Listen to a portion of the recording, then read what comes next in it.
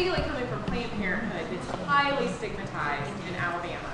Can you give us some pointers on how to begin a conversation so the other person will first? So her question was how to begin a conversation around an issue that is highly stigmatized in the state of Alabama. And though I certainly think others on the panel can contribute as well, I'll start us off. So first of all, let me say that the Planned Parenthood supporter list is 1.5 times that of the NRA. But are our friends who support the NRA afraid to tell us that? No, because we have, for some reason, sacrificed this moral high ground and decided that saying the word abortion in public is uncomfortable. Talking about sex, talking about IUDs and birth control makes us uncomfortable, and so we choose not to have those conversations because we're not confrontational. And as my godmother will tell you, I'm not naturally confrontational until I get really worked up, and then I certainly can be. But let me give you a few tips. She raised me well. Let me give you a few tips. So I think that in the state of Alabama, faith is very important to many of us. And I think that it's important that we acknowledge that decisions about reproductive health services are very personal. They're not to be made by politicians. We don't ask politicians to go with us to our mammogram appointment, or we don't ask politicians if an IUD or the pill is more appropriate for our birth control services. So I think it's important that we acknowledge that faith and family and doctors are where those decisions are made. Because I think that that's a mutual place to begin. If we acknowledge that shared experience, it's disarming to people. And there are certainly folks who are never going to agree with you, and I think you need to acknowledge that as well, and realize that there are going to be times when you're just going to be sort of banging your head against the wall. But if you come at it saying, we're both Alabamians, we both care about the same people, we both care about our community, let's find a place from that where we can find mutual experiences and common ground. It's a lot easier. And I'd also be really happy to talk to you further about how to talk about abortion or how to talk about Planned Parenthood, because that is something that's uncomfortable, and it was certainly, uncomfortable for me when I first started. It takes practice. The best advice I've gotten, honestly, is if you're going to have these uncomfortable conversations, try to have them with your cat a couple times. And let me tell you, Perry, my cat, knows everything about Planned Parenthood's offerings at this point in his lifetime. But it's good to practice, because especially if you're going into a conversation with a legislator, there's an assumption that they know more about what you're coming to talk about than you do, and that is not true. Thousands of bills are introduced every session, and legislators do not read them all. I don't know if Representative Todd is still here, but she would have to stay awake all day, every day to read every bill that's introduced. And it is our job as citizen activists and citizen lobbyists to educate them. You go in and you know your stuff, and you know more than they do. So when you go to talk to Senator Williams about SB1, the bathroom bill that's been introduced, and I hope you all are following along with this, and then if you are in his district, you're calling him. If you go in to talk to Representative Gavon about the great hate crime legislation that she's introduced, it's HB 8.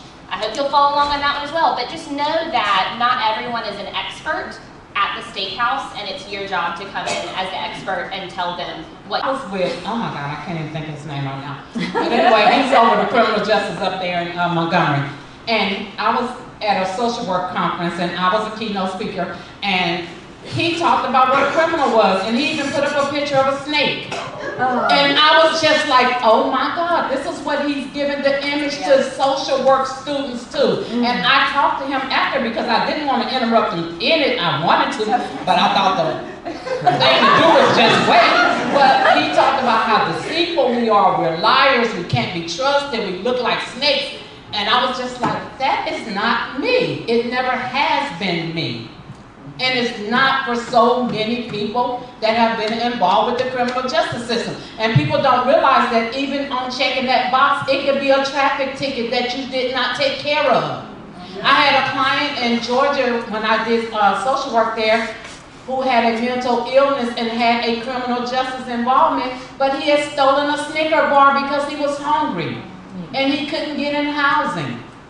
And so I fought for him and he got housing. But people don't realize how the crime could be and how severe it could be, and everybody has to check that box. So, I just want to underline what Shantae said earlier.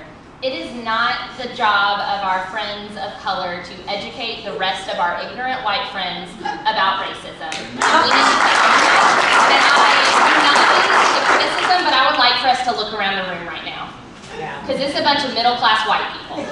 And we need to acknowledge that, and that is by no means a criticism of the organizing process for this event. As another middle-class white person. However, I think we need to deal with that in the state before we are going to move forward to some great reconciliation in the progressive movement. And I think that we need to realize, and I think white women are oftentimes the worst about this, that we are allies in this process, and we need to sit down and listen. Let me say one more thing because they said we have more time, so look. Okay. I'm going to say this, and I say this at a lot of places that I go speak at, is that the world has been watching Alabama for decades. They have been watching Alabama for decades. And we have done a lot of great work, not just in Birmingham, but in Selma, in Montgomery. We've shown the world how you can get, almost cursed, so sorry. You've shown the world how we can get stuff done. And it's time, as we hear about these different things, the Democratic Party, it's time to do what we're supposed to do. It is Alabama's responsibility to show the world how we can get it right, because they're looking at us. I travel around and do nonviolence workshops all the time, and the first question I always get from somebody from Africa or somebody from Mexico is, what's going on in Alabama? So it's time for us to stand up, regardless of what issue you're picky about or you're passionate about. I don't care what it is. If it's about change, if it's about doing better for our children, for our women, our people who need health care assistance, whoever it's for, step up and do that. Because they're waiting on us. The world is waiting on us. And if you're in this room and you leave here and you don't do anything, I don't care what it is, if you do nothing, if you're not even talking to your circle of influence, if the people who you eat dinner with do not know what you're passionate about, and you're not even bold enough to have a conversation with them, whether it's about Planned Parenthood, whether it's about women issues or whatever, then you do not have the right to call yourself an activist. Okay, we have 15, please let me get We have to. fast. Okay? Really, come on. Okay, so look. All over the world, creatures living in the southern tropics are extinct in other places, but they're living here. So just cover that. Looking at the LGBTQ rights explicitly, the messaging has been historically classist, which is obviously in turn racist. So just quickly run through my experiences of racism that I think that y'all may not even realize are racist. So, including when white men told me that our organization should not be places like having block parties or at block parties. Why are we there? Because the demographic of my volunteer base needs to meet the demographic of the state. People touching my hair, you think that's wild. People do it all the time. It's really, really disrespectful. Folks having the capacity to pay for wine, but not the capacity to pay for translation and interpretation. That is racist. If you can pay to get drunk, if you can pay for booze, you can pay for people to understand what you're talking about when we have events. The assumption that I'm driving a rental car. The assumption that my interns and coworkers are my managers. Or that they're my boss because they're white. Okay, so obviously this is a big issue with once again, going back to the Women's March, right? So the Women's March was initially started by a white woman, and then within about 48 hours they realized that was a huge problem, and they added multiple different women of color from different backgrounds, but it still continued to be an issue, which is great, because it forces people to have a conversation about what intersectionality is. There are a lot of people in the older generation, it became very apparent to me, especially in the primary season, that there's a big problem with second wave white feminism. And that it started coming out, I think on a national level, becoming part of the national dialogue, and it really exploded with the Women's March. And so I think it's starting to get people to understand what intersectionality is, why it's important, why white people need to be talking to other white people, why men need to be talking to men about feminism. And there's a couple of groups in Birmingham. There's showing up for racial justice? Yeah, Surge. There's also White Birmingham for Black Lives Matter. So there are a couple of groups within Birmingham that are starting up, that are ally groups that specifically work within the different populations to try to educate people. I wrote a whole bunch of stuff down. I'm going to do something, but I know we're in a rush. Yeah. Okay, let me. Surge Birmingham is the Facebook group. SURJ-Birmingham. SURJ-Birmingham. Here's what I suggest at this point. Bob's got something to do to close this. If this discussion wants to go on after Bob does his closing thing, I think it's great. Doug. Oh, are you gonna respond to that?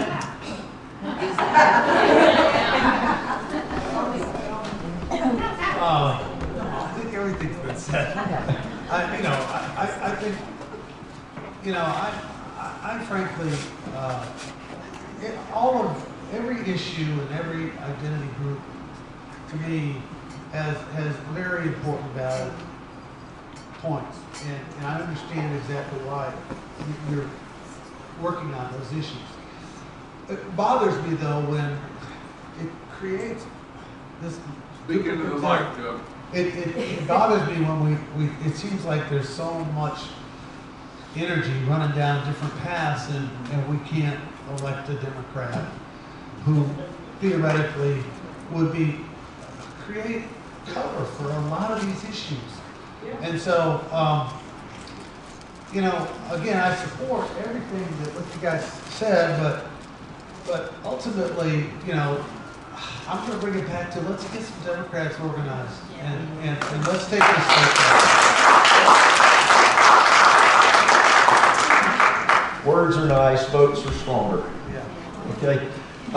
So I'm suggesting if you want to close it out now so that people who are ready to leave can leave, having heard what the organizers have to say, then I'm certainly willing to stay longer if any help. I feel a little bit like Charlton Heston in the Chariot without reins. But, With a great hat. Why don't you do what you need to do, and then we'll see who wants to stay for more. I'm delighted people are wanting to stay longer. My experience normally is everybody's ready to beat feet, get out of here after it's been a long day like this, but it's been a great session, I think. A couple of things we need to touch on in this wrap-up phase. One of them is I want to introduce Josh Coleman. Come on up. Josh is the outreach director for Young Democrats. And let me say, the Democratic Party in Alabama is moribund. Many of the states, many of the counties do not have functioning county parties. Over half of them don't have functioning county parties. To Doug's point, Doug and I share a very similar interest in electoral results. And we're going to talk to you about that in just a second. These guys are doing, Young Democrats are doing a 67 county strategy. I'll let you mention it. Okay, so originally when we were looking to 2017 and 2018, what the Young Democrats were going to be organizing and what programs we were going to do, we had a different plan because the election was going to go a different way. After the election, we were at our nice table and deciding what we were going to do. We're like, what's the most effective thing that we can do, and how can we make the most change in 2017 to help the whole state for 2018? So as a statewide organization, we came up with our 67 county strategy because everyone wants a 50-state strategy, and everyone deserves a 67 county strategy where we have Democrats organizing in each county. So we came up with our strategy to focus primarily on young students 16 to 40 that can join the Young Dems. We know that going into every county, we're not going to have enough young people at our first meeting, and we maybe can't create a new chapter there, but what we can do is engage Democrats throughout that county. We have one coming up February the 2nd in Shelby County, and we're looking forward to that to get more young people involved with their county party. I think that's the main goal, and to form a Young Dems chapter there. We just had one this morning, that's why I was late. We had one in Blount County. It was their reforming of their county party, and there was 24 people in the room, where the previous month they had 6 people in the room. we had enough young people there that were active and ready to go to start a chapter. We already have a chapter that technically covers that, but now we have a Blount County hub. So that's our goal, is we're going to reach out to every county party chair. In the counties where we have active parties, where we don't, we're going to reach out to the former county party chair, the past elected officials, and any current elected officials. So if you or anyone wants to be involved in our strategy, we're looking forward to partnering with Ford, Alabama, or the Mountain Dems, Human Rights Campaign, anyone else that wants to jump on board with us and make this the biggest bang for the buck as far as that goes. So I'm a vice president for the Young Dems. Bob Bowden's the vice president for the Young Dems. We have Ramsey and Lindsay, which is the president and vice president of the Birmingham chapter. So we're going to be around after. If anyone wants any more information on what we're doing and our tactics, please see us.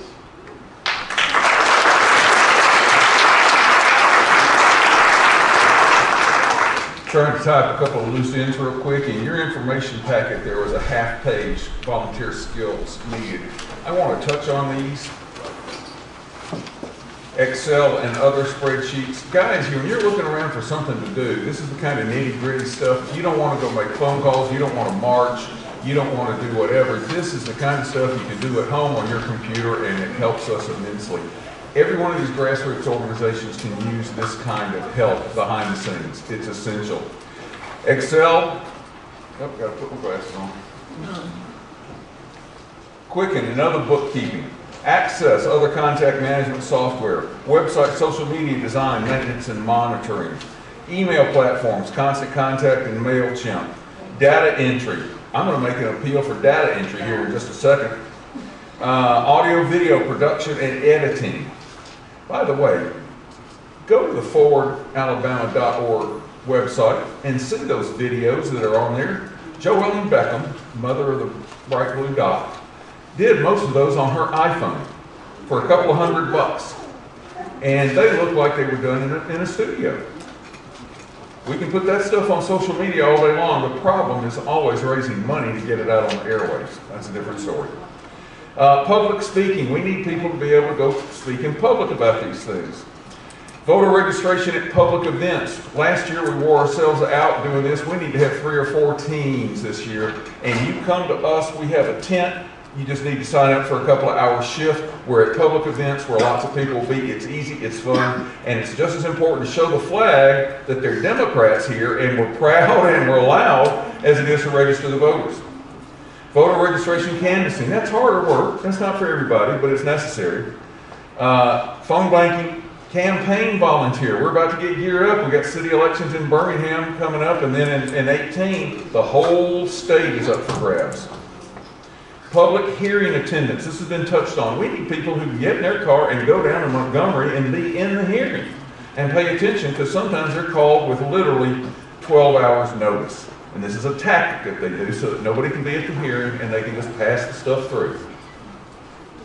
City council, county commission meeting attendance. I know for a fact there are people in this room who have really worked on going to city council meetings and make it a habit and go to neighborhood meetings. And it is a way to get involved on the real grassroots level and really know what's going on. And then finally, research voting records and campaign contributions. We need people who can check the public records, the Secretary of State's records, to find out where the money's coming from. Larry Lee's a great guy about that. You heard him talk about where funding's coming from. It's just the tip of the iceberg. We need people who can do that. Call it opposition research, call it whatever you want to, but we need to have the facts. And all of this ties into candidate recruitment. We have got to find people to run for office. You've heard us speak. John and I, and probably most of the people in this room, would love for it to be a majority of women running for office, but be that as it may, we've got to find people to run for office. And we need to find people to run for office at every level. Start with the city council, start with the county commission. Move up. We've got to find that. And it's incumbent on us, because of the state of our current Democratic Party, it's not happening in an organized manner. It falls on us to find these people. We're going to have other events like this going forward. Some of the things we might talk about are ways to identify who candidates could be. I don't want to get the cart before the horse. This has got to get sorted out. But we can help educate people about that. Now, we ask you, these are the sheets that you filled out with your House of Representative district and your Senate district. You know that we have some people here. Who's here from Mobile? All right. Thank you.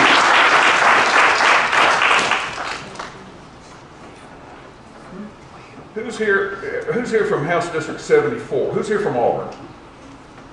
They might have gone on. Auburn's a little way. They might have gone on home. Montgomery. I'm not going to go through all of these, obviously, but there is a great long list of this. And we have, I told Doug I'd let him talk about this, but he's still in town, and I'm going to shut up here about this real quick. I'm appealing to anybody who is good at data entry to talk to me after this or email me. We've got to get this stuff put in there. We're going to want to find House District captains so that when there is an issue, when a representative is doing something good, we need to back them up. We need to let them know we appreciate what they're doing. And when they're doing something bad, we need to send the word out and let these people know that there are 5 or 10 or 30 or 100 people in their district who don't like what they're doing. This whole course of the day today has been about how to get involved and how to lobby. This is where it starts. This is the nitty-gritty, nuts and bolts stuff. If you are interested in being a district captain, my email is real simple. Just email me.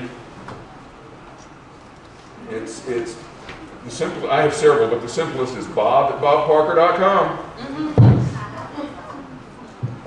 Email me if you're interested in being a captain within your House district.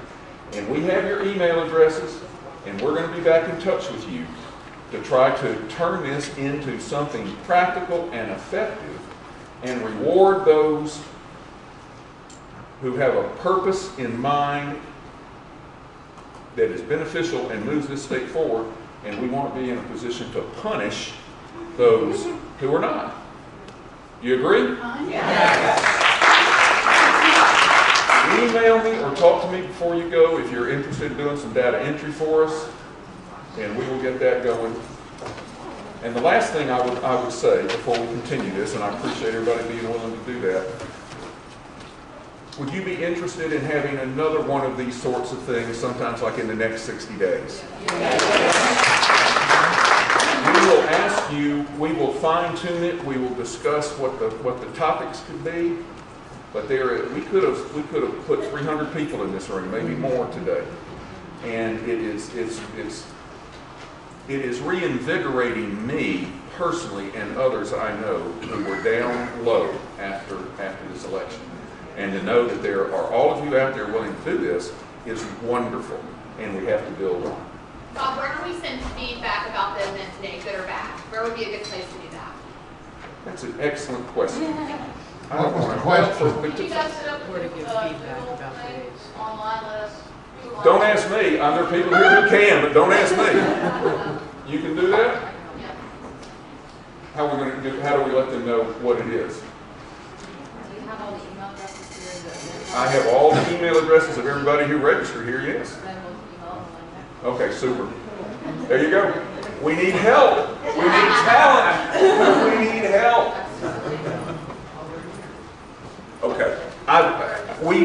We normally would devote some time to talking about what we did right and what we did wrong. We don't have time to do that. We did that at the last Forward Alabama meeting, and we got some great things out of it. That's where the millennial group came from. That was the seed for that idea. Trying to get people in leadership who have less gray in their beard or less gray in their hair. So, all right, I'm about done. Thank you. And we will continue the discussion. Let me say one more thing, folks. It's been suggested that we remind you that this is the crucial time to be calling our senators regarding the Trump cabinet appointments. Make it as painful as possible for that to proceed in Washington. If you can call the switchboard in Washington, the Senate switchboard, and you can reach Shelby and Sessions. Before you leave, anyone who helped with the Women's March, please raise your hand. Keep your hands raised. If you are interested in helping put in data, as you know, there were a bazillion people there. There's no way that the few of us with our hands raised can get all that data in. If you want to link up with one of these people whose hand is raised, please do, so that you can help us enter that data. How did we get it done? Shantae, Dahlia, Spencer, and myself went to the city council meeting. We weren't in order. We just told them we had stuff to do, and they let us use the space. So we need more of you. We need to be able to contact you. So please, someone with their hand up, connect with them so that you can help us enter the data. Or if you want to sign up, the sign-in sheet is right here to my left. I'm going to send you an email to see if we can rebook your van for artifact. Yeah, send it. So we can make sure we're all going. We got an appointment. Yeah.